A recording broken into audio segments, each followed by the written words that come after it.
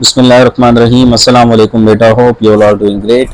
और we are going to solve the past paper of 2020 and the CAT series. अच्छा, so start करते हैं from the very first question. If during a circular motion, आपकी body जो है circular motion में move कर रही है, टेंजेंशियल वेलोसिटी। अच्छा, we need to understand the word tangent first. Tangent क्या होता है मेरा बेटा? लेट सपोज ये आपका सर्किल है, सर्किल के एंड पॉइंट पे एक लाइन इस तरह से स्ट्रेट लाइन मूव करे, इसको हम टेंजेंट कहते हैं, ठीक है।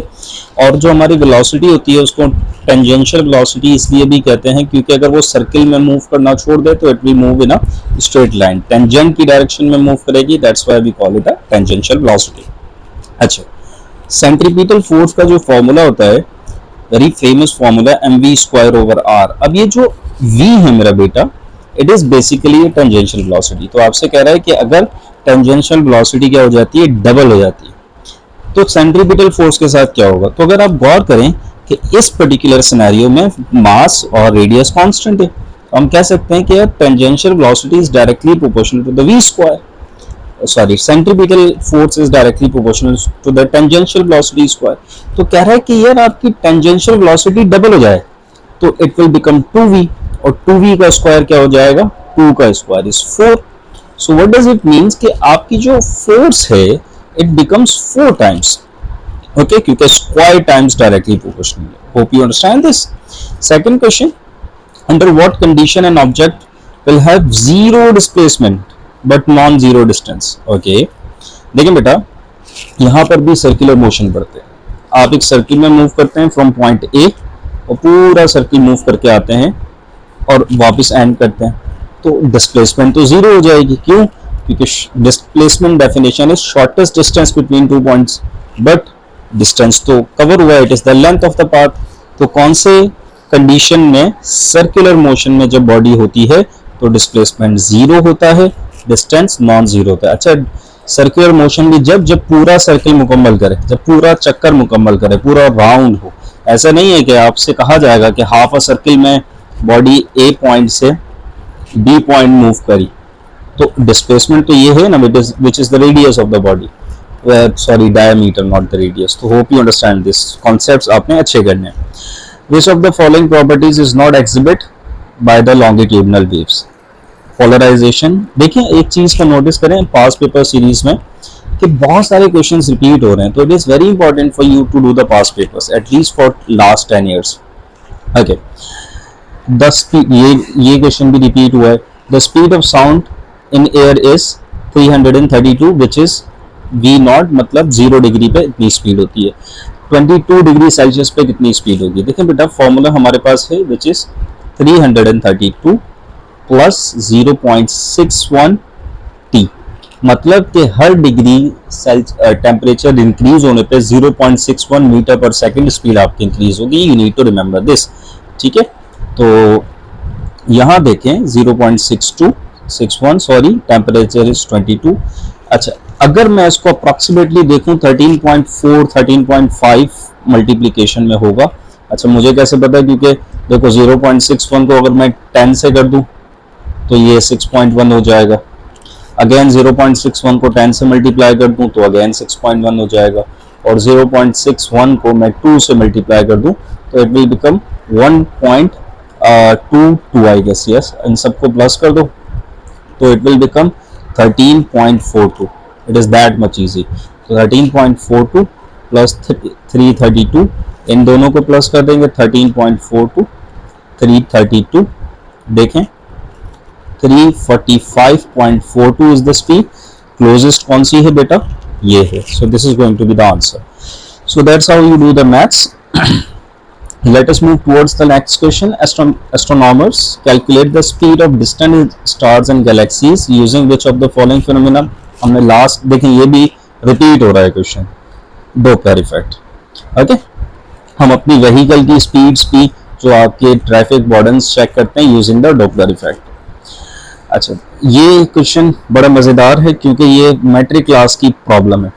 In a ripple time 40 waves pass through a certain point in 1 second. देखो, फ्रीक्वेंसी की डेफिनेशन क्या है? नंबर ऑफ वेव्स, या कोई भी काम 1 सेकंड में कितना हो रहा है, तो कितनी वेव्स पास हो रही हैं? 40। तो फ्रीक्वेंसी मेरा बेटा कितनी हो गई, 40 हो गई। If the wavelength is 5 centimetres, 5 centimetres है तो उसको मैं 0.05 मीटर्स कर दूंगा, ठीक है, क्योंकि जब भी प्रॉब्लम सॉल्व होती है तो ऐसा यूनिट में होता है। कह रहा है स्पीड कितनी होगी, बेटा स्पीड का फॉर्मूला है v is equal to F lambda. अब v is F, v is equal to F is 40। अच्छा लैम्डा जो है 0.05 है, अगर मैं इसको 5 डिवाइडेड बाय 100 कर दूं just for the calculation easy हो जाएगा। देखिए 0 से 0 कैंसिल, ये बचा 4 मल्टीप्लाई बाय 5 ओवर 10, 4 5 जा बेटा 20 होता है, 20 ओवर 10, 0 से 0 कैंसिल, स्पीड कितनी 2 मीटर्स पर सेकेंड। ओके, सो हमारा आंसर हो जाएगा यहाँ D. Hope you understand the point. Next question की तरफ चलते हैं।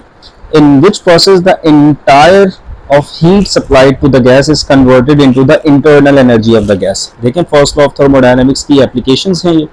तो हमें पता है कि del Q is equal to del U plus W, और आपको ये भी पता है कि W is equal to P del V। अच्छा तो फॉर्मूला कुछ इस तरह से बन जाएगा, equation will be something like this. अब यहाँ गौर करें, आइसोकोरिक प्रोसेस में क्या होता है, और मतलब वॉल्यूम, आइसो मीन्स सेम, तो volume is same, volume is what, same. अच्छा अगर वॉल्यूम सेम है तो what does it means, it means that change in the volume is zero.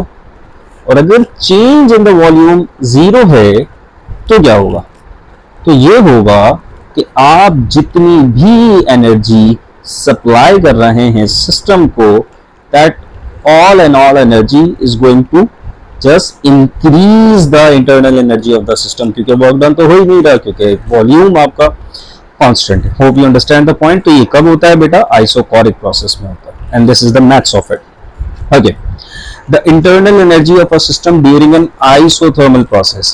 बेटा iso means same, thermal means temperature, तो temperature आपका constant रहेगा। अच्छा टेम्परेचर कांस्टेंट है तो internal energy of the system remains same, remains what, same, remains same का मतलब है कांस्टेंट रहेगी इंटरनल एनर्जी भी, ठीक है। तो इसका आंसर आपका कौन सा होगा बेटा, डी होगा। Some of the students what they think वो बिकम जीरो कर देंगे। बेटा इंटरनल एनर्जी जो है यू जो है इट इज सेम, और change in the internal energy zero होगी। We need to understand this. Confuse हो जाते हैं स्टूडेंट, आपको आपके कॉन्सेप्ट्स बहुत कॉन्क्रीट करने पड़ेंगे। Okay, late us move towards the next one. If the potential at a point which is 1 meter from a charge is 1 volt, then the potential at a point which is 2 meters away from the same charge will be। देखो बेटा potential का formula होता है k q over r। अब ये कह रहा है सेम चार्ज, तो व्हाट डज इट मीन, हम कह सकते हैं b is inversely proportional to r। इसका मतलब क्या है कि यार अगर आप r बढ़ा रहे हो तो वोल्टेज क्या होगा, इंक्रीज होगा। तो R1 था तो वोल्टेज 1 था, R2 हो गया तो वोल्टेज आधा हो जाएगा, तो 1 का आधा कितना, 0.5। सो that's how you calculate it. Okay, अब हम अच्छा इसको हम दूसरे तरीके से भी कर सकते हैं। अगर आप इसको V1 ले लें, V1 over V2 find out कर लें, तो वहां से भी आप इसको कर सकते हैं, बट ये कॉन्सेप्चुअल मेथड है, टाइम बचाना है आपने, क्योंकि you are in the competitive exams, every second counts. Okay, अच्छा नेक्स्ट की तरफ चलते हैं। The value of electric intensity will due to the presence of dielectric medium। अब आपने dielectric medium अपनी प्लेट्स के दरमियान लगा दिया, ठीक है, पैरेलल प्लेट कैपेसिटर है, तो इलेक्ट्रिक फील्ड इंटेंसिटी के साथ क्या होगा, ठीक है बच्चा। तो हमें पता है कि इलेक्ट्रिक फील्ड जो है इसका फॉर्मूला होता है this is the medium and electric field ये यहाँ पर वैक्यूम है। अब ये जो डाइलेक्ट्रिक है ये तो आ रहा है डिवीजन में। What does it means, it means that electric field intensity आपकी डिक्रीज होगी। ये फॉर्मूला याद रखिएगा बच्चे, ठीक है। The slope of distance time graph, distance time graph will always be positive, ठीक है, ये याद रखिएगा, क्योंकि डिस्टेंस हमारा स्केलर क्वांटिटी होता है, डायरेक्शन होती नहीं है उसमें, डिस्टेंस हमेशा ऊपर जाएगा, तो हमारा जो स्लोप होगा विल ऑलवेज बी पॉजिटिव, ठीक है। Next, at what angle of projection of a projectile the range becomes half of its maximum value. मतलब कि आपकी जो रेंज है वो किस एंगल के ऊपर किस एंगल के ऊपर आपकी रेंज जो है वो क्या हो जाएगी, हाफ हो जाएगी। ठीक है, तो बेसिकली कह रहा है R is equal to 1/2 R max, और वो आर का एंगल फाइंड आउट करना है क्योंकि all the other things are constant ना, सेम ना। तो रेंज का हमारे पास फॉर्मूला होता है V naught square sine 2 theta over G, this is the formula for range.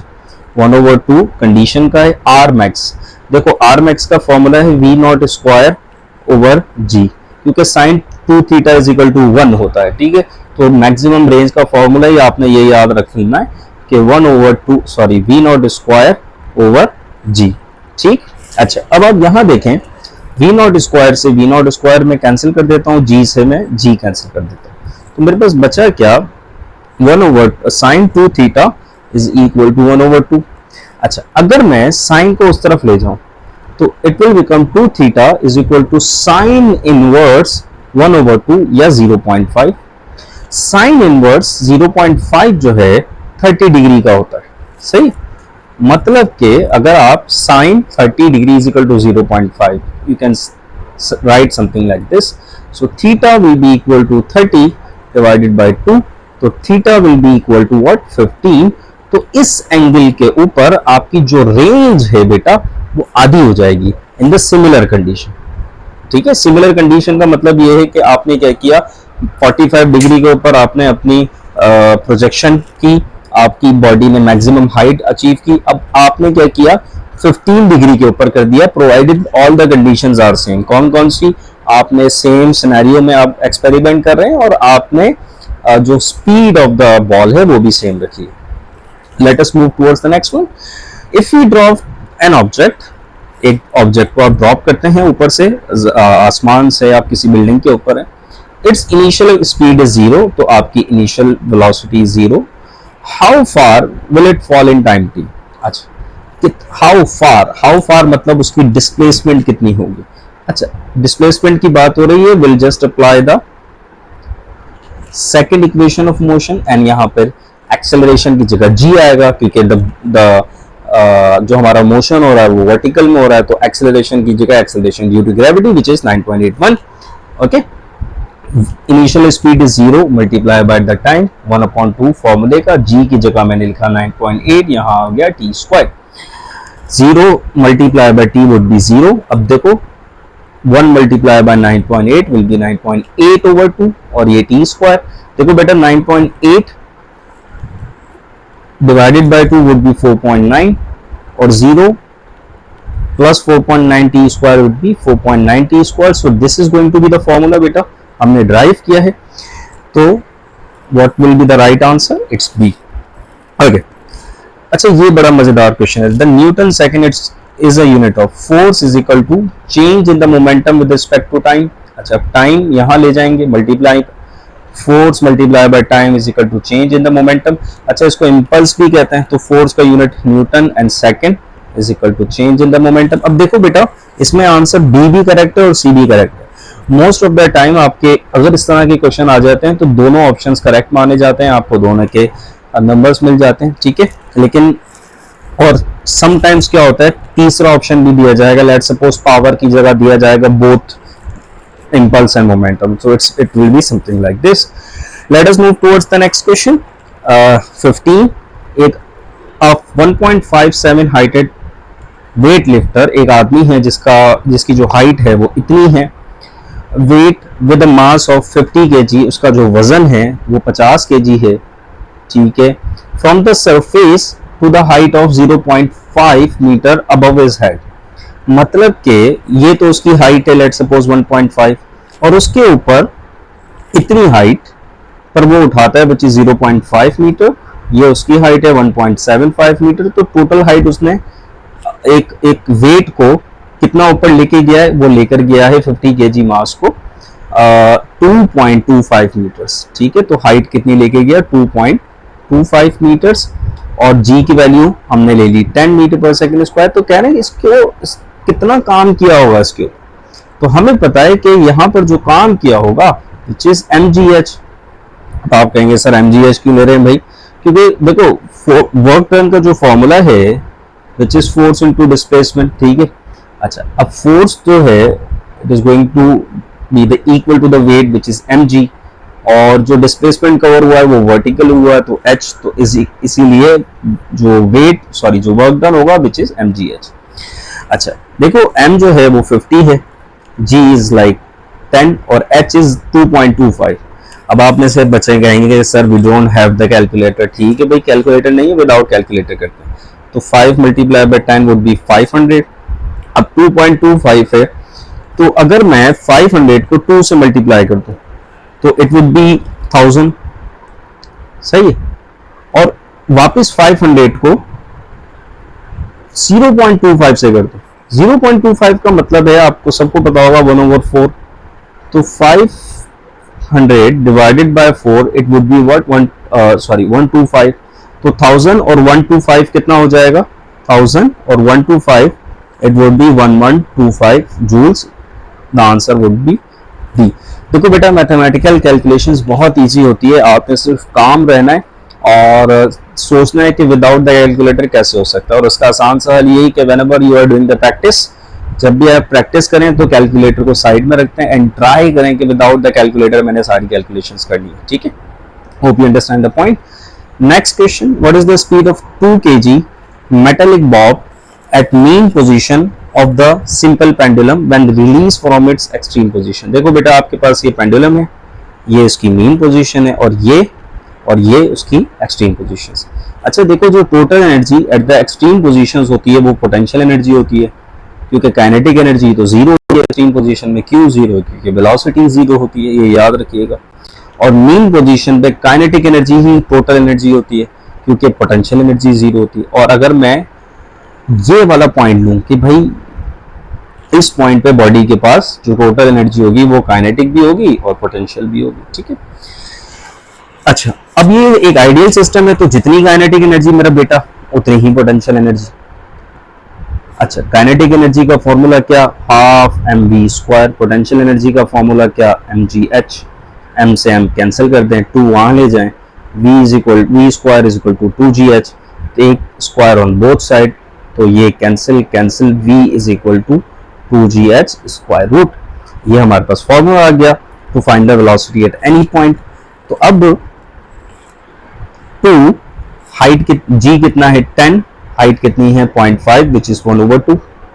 देखो 2 से 2 कैंसिल, तो आपके पास ये हो गई स्क्वायर रूट ऑफ 10। अच्छा अब देखो स्क्वायर रूट ऑफ 9 जो होता है विच इज 3, तो 10 क्या होगा 3.1। Is that much easy. ठीक है, तो आपका आंसर हो गया 3.1। नेक्स्ट की तरफ चलते हैं।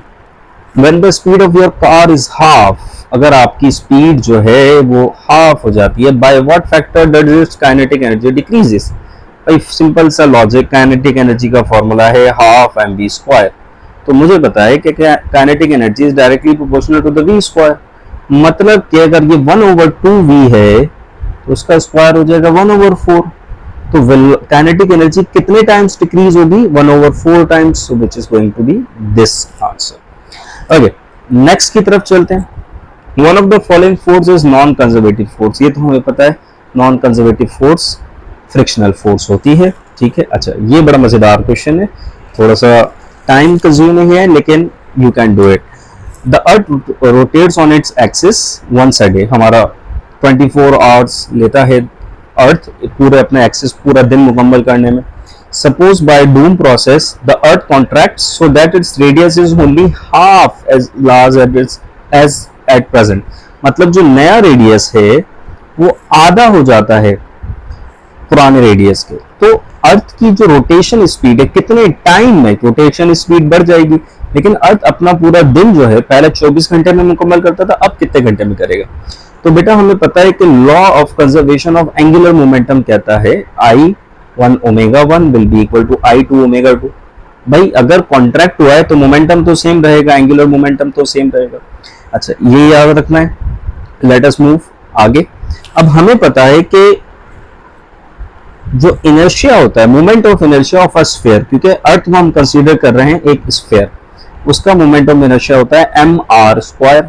ठीक है, तो I2 हम फाइंड आउट करते हैं। अब I2 कैसे फाइंड आउट होगा, I2 will be equal to 2/5, mass तो सेम है, R2 स्क्वायर, ठीक है। अब R2 जो था विच इज 1/2 R1, हाफ हो गया है ना हमारा रेडियस, तो it will B 2/5m। R2 की जगह बेटा मैं लिख दूंगा 1/2 R1 और ये होल स्क्वायर है, तो it is going to be 2/5m। 1/2 है तो it will be 1/4 whole square, तो और ये हो जाएगा R1 स्क्वायर। अच्छा, तो I2 would be equal to 2/5m। यहाँ अगर मैं R1 स्क्वायर लिख देता हूँ और यहाँ 1/4 ऐसे ही लिख देता हूँ।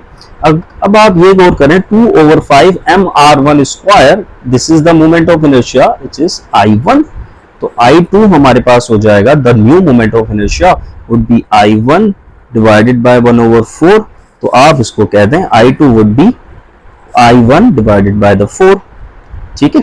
अच्छा, अब ये भी हमें याद रखना है। अब जो omega which is the angular speed या angular velocity of a body which is equal to 2 pi over T time period. अच्छा, ओमेगा, अब हम सारी चीजें अपने फर्स्ट फॉर्मूले में सब्स्टिट्यूट कर देते हैं यहाँ पर।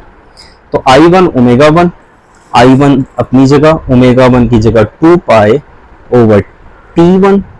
I2, अच्छा I2 की जगह मैं ये लिख सकता हूँ I1/4 जो हमने अभी कैलकुलेशन की है, ओमेगा 2 की जगह 2 पाई ओवर टाइम 2। अब आपने यहाँ पे गौर करना है कि I1 से I1 कैंसिल हो रहा है, ओके, 2 पाई से 2 पाई कैंसिल हो रहा है, तो फॉर्मूला कुछ इस तरह से जो बच गया है, it is going to be 1/T1, यहाँ पे बचा 1/4 और यहाँ पे बचा 1/T2। इसको और सिंप्लीफाई करते हैं, 1/T1, 1 1 ज़ा 1 और ये हो जाएगा 4T2, क्रॉस मल्टीप्लाई कर देंगे बेटा, तो यहाँ कुछ इस तरह से होगा 4T2 would be equal to T1, तो T2 the new time period will be T1/4। अब आप गौर करें कि पहले कितने घंटे में पूरा चक्कर मुकम्मल हो रहा था, 24 आवर्स, तो T1 24 डिवाइडेड बाय 4, तो 24 divided by 4 would be 6 hours, तो बेटा कितना टाइम लगेगा, 6 घंटे लगेंगे। So it is that much easy. देखें, एक चीज को याद रखें, it is a competitive exams और आपके जो भी क्वेश्चंस आएंगे वो सिलेबस से बाहर नहीं आएंगे, ठीक है। फंडामेंटल क्वेश्चंस होंगे, आपने अपने कॉन्सेप्ट्स को कंप्लीट रखना है। ये फर्स्ट ईयर का कॉन्सेप्ट था, moment of inertia, law of conservation of angular momentum, ठीक है। आगे चलते हैं, 1 रेडियन इज इक्वल टू, बेटा ये याद रखना है 57.3 है। और एक और बात ये भी चीज याद रखना, इसके बहुत क्वेश्चन समटाइम्स आ जाते हैं, 360 degree is equal to 2 pi radian. अब समटाइम्स आपसे पूछे भाई आपके पास 90 डिग्री है, उसमें कितने रेडियंस होंगे, तो सिंपल क्या करेंगे हम, 360, ये फॉर्मूला याद हो, 2 पाई, दोनों को 4 से डिवाइड कर दो, 360 divided by 4 would be 90 degree और ये हो जाएगा पाई बाय 2। तो it is that much easy अगर आपको ये याद है, तो ये प्लीज याद है। सो यार let's move towards the next question 21। In transmission from grid station, grid station से आपका पावर ट्रांसमिशन हो रहा है, power losses are maximize by, अब आपको पता है पावर लॉस का जो फॉर्मूला है इट इज I²R, कह रहे हैं मैक्सिमाइज कैसे होंगे। फॉर्मूले से ही पता लग रहा है कि भाई if you increase the current so technically we can increase the power losses. That's why आपने ये देखा होगा ग्रिड स्टेशन से जब भी आपका जो पावर ट्रांसमिट होता है उसके जो वोल्टेजेस होते हैं वो बहुत ज़्यादा होते हैं, क्योंकि वोल्टेज ज़्यादा करंट कम तो पावर लॉसेस कम होंगे। Okay, late us move towards the next question. The domestic electric supply has a frequency, हमें पता है it is a constant thing and it is 50 hertz. Next की तरफ चलते हैं, PIV इलेक्ट्रॉनिक्स में पढ़ते हैं, PIV stands for peak inverse voltage. It's very easy, याद करने वाली बात है। Next 24, in full wave rectification, आपकी फुल वेव रेक्टिफिकेशन हो रही है, the current is converting from the AC into the DC, तो हमें मिनिमम डायोड्स जो रिक्वायर्ड होते हैं सेंटर टाइप में वो 2 होते हैं, वैसे ब्रिज रेक्टिफिकेशन में 4 भी रिक्वायर्ड होते हैं हमें। नेक्स्ट की तरफ चलते हैं 25, the wavelength associated with an electron, electron की वेवलेंथ जो है वो रिजेंबल करती है with the wavelength of X-rays, approximately दोनों की वेवलेंथ जो है वो सेम होती है। नेक्स्ट की तरफ चलते हैं 26, हमारी किस फोटोन की सबसे ज्यादा एनर्जी होती है, तो हमें ये पता है according to VIBGYOR VIBG VOR, तो V जो है उसकी सबसे ज्यादा एनर्जी होगी, and V stands for what? Violet. Okay, it is a, ये basically spectrum of VIBGYOR is a spectrum of visible light. Okay, जो भी रेनबो में जो कलर्स होते हैं, और ये जो है असेंडिंग ऑर्डर है from the maximum energy, V की सबसे ज्यादा एनर्जी है, to the minimum energy, red colour की सबसे मिनिमम एनर्जी होती है.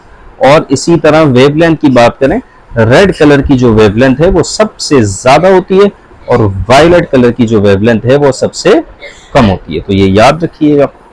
ओके, 27 हमसे कह रहा है which of the following series lies in the ultraviolet region. You have to remember this मेरा बेटा, it is Lehman series.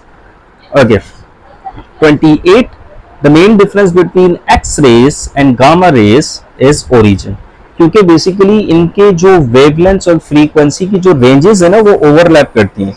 तो समटाइम्स आपको एक फोटोन मिलेगा जिसकी फ्रीक्वेंसी सेम है गामा रे फोटोन की भी और एक्स रे फोटोन की भी. तो हाउ कैन यू डिस्टिंग्विश कि कौन सा गामा रे का है कौन सा एक्स रे का है? उसके ओरिजिन से, ये कहां से आपका आया है. ओके, 29, देखें ये क्वेश्चन भी रिपीट हो रहा है. There are initially how many atoms? 400 atoms in a radioactive sample. What of atoms after 3 half lives? कितने एटम्स आपके बचेंगे 3 हाफ लाइव्स के बाद? तो बेटा इसके दो तरीके हैं, एक तो कॉन्सेप्चुअल है और एक मैथमेटिकल है. कॉन्सेप्ट मैथमेटिकल पहले कर लेते हैं. उसका फॉर्मूला ये है, where n is the number of half lives, n naught is the initial atoms. 400 atoms थे आपके पास, 1/2, n की जगह 3. अच्छा, 400 पावर 3 1 के साथ भी है और 2 के साथ भी है. 1 पावर 3 is 1, 2 पावर 3 is 8, तो इट विल बी 1/8, तो इट विल बी 400/8. तो रिमेनिंग एटम्स आपके पास बचे 50. तो आपको पता लग गया 3 हाफ लाइफ्स के बाद कितने रिमेनिंग एटम्स हैं? 50 हैं. लेकिन अब हमें कॉन्सेप्चुअली करना है. तो 400 एटम्स हैं, हाफ लाइफ मतलब half the atoms are gone. So 1 half life के बाद जो एटम्स बचेंगे वो 200 बचेंगे. 2 हाफ लाइफ के बाद जो एटम्स बचेंगे वो 100 बचेंगे, और 3 हाफ लाइफ्स के बाद जो एटम्स बचेंगे वो 50 बचेंगे. सो that's how you can calculate it. या तो आप कॉन्सेप्चुअली कर लें या मैथमेटिकली कर लें. The answer is 50. Late us move towards the next one. Okay, when using radiation therapy, cancerous thyroid is treated with radioisotope. हमें पता है आयोडीन 131, इसकी थियोरी आपने बहुत अच्छी तरह से पढ़ी होगी. Okay, capacitors energy is stored in the form of kinetic electric intensity. Basically electric potential energy में के अंदर आप इलेक्ट्रिक पोटेंशियल एनर्जी होती है. तो the most suitable answer would be this. Okay, ohms time farad is equivalent to time. अच्छा, ये time constant है. आरसी सर्किट के अंदर आपने पढ़ा होगा, time required to charge or discharge the capacitor. Okay, 1 kilowatt hour is commonly termed as one commercial unit of electric energy which is equivalent to. अब ये commercial unit का मतलब क्या है कि 1 kilowatt hour का मतलब है 1 unit of electricity that we used. Okay, अगर हम कहते हैं ना कि 300 यूनिट आपने इस्तेमाल किए, तो बेसिकली 300 किलोवाट आवर. ओके, तो वो किसके बराबर है? जूल्स के अंदर.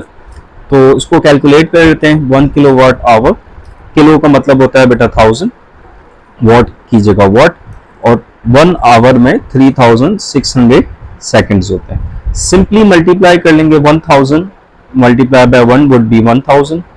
3600 को यहाँ रखते हैं, और ये वॉट एंड सेकंड दोनों को मल्टीप्लाई करेंगे तो you will see that simple it would be this number. और अगर मैं इसको स्टैंडर्ड फॉर्म में लिखूं तो देखें it would be 3.6 into 10 to the power 6 watt second. और आपको पता है कि वॉट सेकंड जो है बेटा वो बराबर होता है जूल्स के. वो मैं अभी प्रूफ करता हूं कि वॉट सेकंड बराबर जूल्स के क्यों होता है. तो ये आपके पास हो गया 3.6 इंटू 10 टू द पावर 6. तो 1 kilowatt hour 3.6 into 10 to the power 6 के बराबर होता है. That is answer B. अब हम पढ़ते हैं कि बेसिकली वॉट सेकंड जूल के बराबर क्यों होता है. देखो बेटा, पावर का फॉर्मूला है वर्क डन पर यूनिट टाइम या एनर्जी सप्लाइड पर यूनिट टाइम. सेम बात, पावर का यूनिट है वॉट, एनर्जी का यूनिट है जूल्स, टाइम का यूनिट है सेकंड. सेकंड डिवीजन से मल्टीप्लिकेशन में गया तो watt second is equal to joules. ठीक है, so that's how watt second बराबर होता है जूल्स के। आगे 34, when a wire is compressed, एक वायर को आप कंप्रेस करते हो, ये एक वायर है कुछ इस तरह से, इसको आप दोनों तरफ से फोर्स लगाते हो तो ये कंप्रेस हो जाती है, और उसका जो न्यू रेडियस है, जो न्यू रेडियस है आर डैश, वो बराबर हो जाता है डबल, वो डबल हो जाता है टू द प्रीवियस रेडियस, और उसकी जो न्यू लेंथ है वो बराबर हो जाती है 1/4 ऑफ द प्रीवियस लेंथ। तो आपसे कह रहा है कि जो रेजिस्टेंस है वो किसके बराबर होगी। ओके, देखिए बेटा, रेजिस्टेंस का जो फॉर्मूला है that is rho L over A. अब ए जो है it is pi R square. अब A dash is pi R dash square. अब R dash is equal to 2r, double हो गया था रेडियस हमारा होल स्क्वायर, तो A dash is equal to pi 2 2 4 R square. तो जो न्यू एरिया हो जाएगा 4 पाई आर स्क्वायर। अच्छा, अब pi R square is the area of previous area, तो न्यू एरिया कितना हो जाएगा 4a, 4 टाइम्स हमारा एरिया बढ़ गया है। अब हम new radius new resistance find out करते हैं। रो इज कांस्टेंट, एल की जगह बेटा आपने लिखा 1/4L डिवाइडेड बाय एरिया की जगह लिखा 4a। ओके, तो अब आप इसको कैलकुलेट करेंगे, रो L over 4 multiply by 1/4a, क्योंकि डिवीजन जब मल्टीप्लीकेशन में चेंज होता है तो फ्लिप हो जाती है, तो 4a/1 की जगह 1/4a हो जाएगा। उसको और कैलकुलेट कर लेते हैं, रो एल 4 4 are 16, तो 16a, इसको आप ऐसे लिख लें 1/16 रो एल ओवर ए, और रो L over A is basically the resistance. तो जो न्यू रेजिस्टेंस है वो 1/16 times the resistance old resistance, तो 1/16 टाइम्स रेजिस्टेंस कम हो गई है। So that's how you calculated with the very basic concepts. तो 34 हमारा कंप्लीट हो गया। Late us move towards 35। Which of the following is an ohmic device? बेटा copper wire is an ohmic device, क्योंकि semiconductor devices ohmic नहीं होती, filament bulb भी नहीं होता, ये हमें पता है। Okay, the change in resistance of a metallic conductor at temperature below 0 degree is linear. अच्छा, how do we know that? Because change in the resistance का फॉर्मूला है R0 अल्फा डेल्टा टी। तो ये फॉर्मूला हमें बताता है कि जो रेजिस्टेंस में चेंज आएगा वो लीनियर होगा, स्ट्रेट होगा। ओके, स्ट्रेट का मतलब ये है कि जितना टेम्परेचर बढ़ेगा उतनी रेजिस्टेंस ज्यादा होगी, जितना टेम्परेचर कम होगा उतनी रेजिस्टेंस कम होगी। Okay, when current are flowing through two parallel lines, two parallel wires in same direction, magnetic field between them is, देखें हमारे पास दो वायर्स हैं, उनमें करंट सेम डायरेक्शन में मूव हो रहा है। अब हमें पता है कि मैग्नेटिक फील्ड जो है उसकी जो डायरेक्शन है वो राइट हैंड रूल से, राइट हैंड कर्ल रूल से आप इजीली फाइंड आउट कर सकते हैं। राइट हैंड कर्ल रूल का मतलब क्या है कि आप अपनी जो वायर है उसको कर्ल करेंगे उसको, और आपकी जो आपका जो थंब है it is going to be in the direction of a current, और आपने वायर को कर्ल कर लेना है, तो जो आपकी हाथों की जो फिंगर्स की जो डायरेक्शन है वो आपकी मैग्नेटिक फील्ड की डायरेक्शन है। तो यहां पर अगर आप गौर करें तो this is north and this is south, और इसी तरह यहां पर भी ऐसा ही होगा। ठीक है, तो what will happen, they will cancel each other. अब they will cancel each other, तो उससे क्या होगा, बिटवीन देम मतलब इन दोनों के दरमियान जो मैग्नेटिक फील्ड होगी वो वीक होगी, क्योंकि मैग्नेटिक फील्ड कैंसिल हो रही है। आगे late us move towards the next one. Magnetic flux is maximum between magnetic field and area vector is 0 degree, मतलब कि मैग्नेटिक फील्ड फ्लक्स मैक्सिमम होगा जब दोनों के दरमियान जो एंगल है वो कितना होगा, 0 होगा, क्योंकि magnetic flux is B dot A, और वो होता है बी ए कॉस थीटा, और कॉस थीटा मैक्सिमम कब होता है बेटा, जब हमारा एंगल हो 0 degree. Let us move towards the next one. Transformer is device which steps up और स्टेप डाउन द वोल्टेज। देखो हमने यही पढ़ा है कि भाई वोल्टेज स्टेप अप होगा या वोल्टेज स्टेप डाउन ट्रांसफर करता है, लेकिन एक टेक्निकल सी बात है कि भाई जब आपका वोल्टेज स्टेप अप हो रहा है तो कुछ तो कम हो रहा होगा ना, तो करंट कम हो रहा है। इसी तरह से वोल्टेज स्टेप डाउन हो रहा है तो करंट स्टेप अप हो रहा है। तो व्हाट डज इट मींस कि यार इसका तो ए आंसर भी करेक्ट है। तो technically yes you are right, अगर आप इस तरह से सोच रहे हैं तो एग्जामिनर इसका एक और ऑप्शन देगा, या तो करंट ऑप्शन ही नहीं देंगे वो, या अगर करंट ऑप्शन है तो एक और ऑप्शन होगा, दैट इज लास्ट ऑप्शन दे देंगे A and B which is current and volt. So that's how we do this. इसीलिए मैं बार बार आपसे रिक्वेस्ट कर रहा हूं कि whenever you are solving the MCQs तो चारों ऑप्शन को देखना है और सोचना है. The last question, if a stationary bar magnet is placed near a coil at rest, so maximum lines of forces passing through the coil, the galvanometer shows no current. मतलब कि एक आपके पास मैग्नेटिक बार है और वो एक कॉइल के करीब रखी हुई है, तो यहाँ से जो मैग्नेटिक फील्ड है वो कॉइल के अंदर से जा रही है, और इस कॉइल के साथ आपने एक गैल्वानोमीटर लगाया हुआ है, तो ये गैल्वानोमीटर करंट शो करवाएगा कि इस कॉइल के अंदर करंट प्रोड्यूस हो रहा है. So the answer is big no, because दो रीजन, एक रीजन तो ये थी there is no relative motion between the magnetic bar and the coil. तो magnetic bar and the coil के दरमियान रिलेटिव मोशन जरूरी है. व्हाट डज इट मींस के या तो आपकी मैग्नेटिक बार को आपने मूव कराना है, या तो आपने कॉइल को मूव कराना है, या तो दोनों को मूव कराना है. तो there is no relative motion.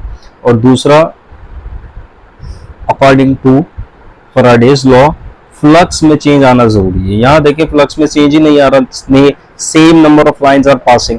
ठीक है, फ्लक्स में चेंज कैसे आएगा? या तो आपने मैग्नेटिक बार को टू एंड फ्रो मूव कराएंगे तो फ्लक्स में चेंज आता रहेगा. सो that's why the current is zero, no current will the galvanometer shows no current. So that's it. Hoping that you understand everything. Inshallah, see you in the next video. Allah Hafiz.